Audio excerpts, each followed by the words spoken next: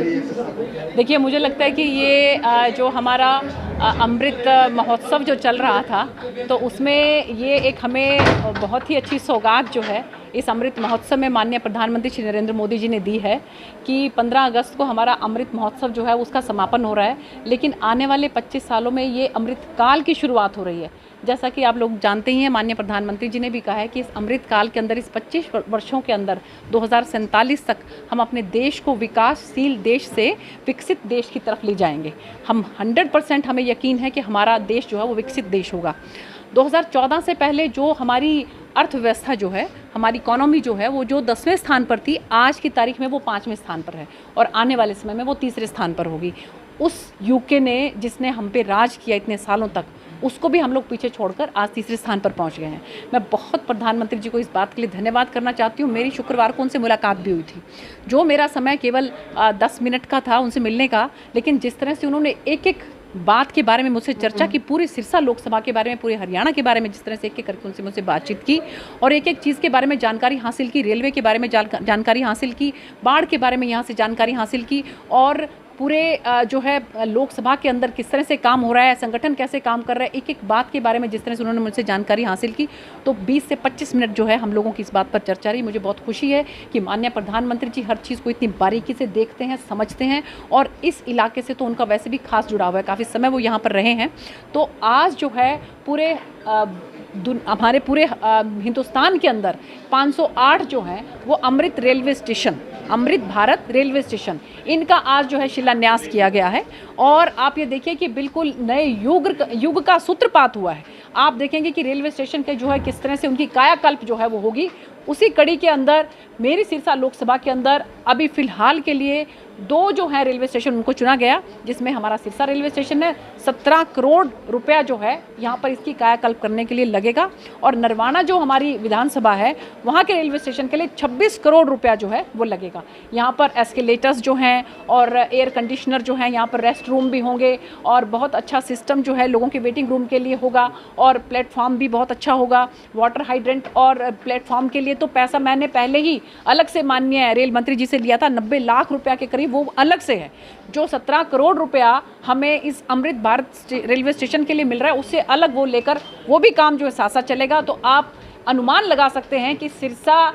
जिला जो है, जिसको रेलवे की तरफ से अगर हम देखें तो बिल्कुल टोटली इग्नोरेंट जो था माना गया था, यहाँ पर बिल्कुल हमारे जो आम जन हैं उनके अंदर ये भावना ही नहीं थी कि हम जो है रेलवे से यात्रा करें। और आप ये देखिए कि जब से हमने हिसार से सिरसा तक हम गोरखधाम को लेकर आए हैं और मेरी कोशिश रहती है पिछले दिनों से तो मैं लगातार ही और आगे भी मेरी कोशिश यही रहेगी कि मैं जो है दिल्ली से गोरखधाम में ही जो है सफ़र करके यहाँ पर आऊँ और गोरखधाम से ही मैं वापस जाऊँ। और मैं आपके माध्यम से सिरसा वासियों को ये नम्र निवेदन करना चाहती हूँ कि आप लोग भी जो है वो रेलवे से ज़्यादा सफ़र करें। बहुत ही सुविधाजनक, बहुत ही सस्ता ये जो है सरकार की तरफ से ट्रांसपोर्टेशन सिस्टम है।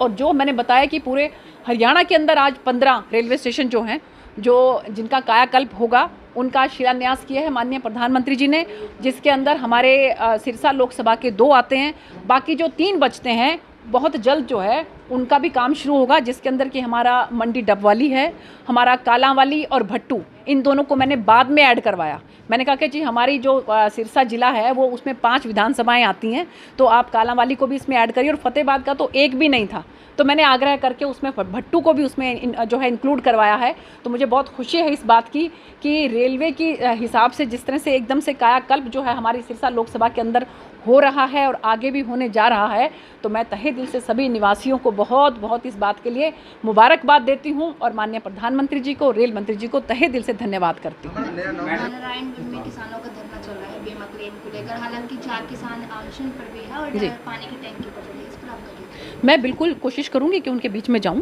और उनकी समस्या का समाधान हम कर सकें। और मैंने, क्योंकि मैं फाइनेंस कमेटी की मेंबर हूं, तो वहां पर जो है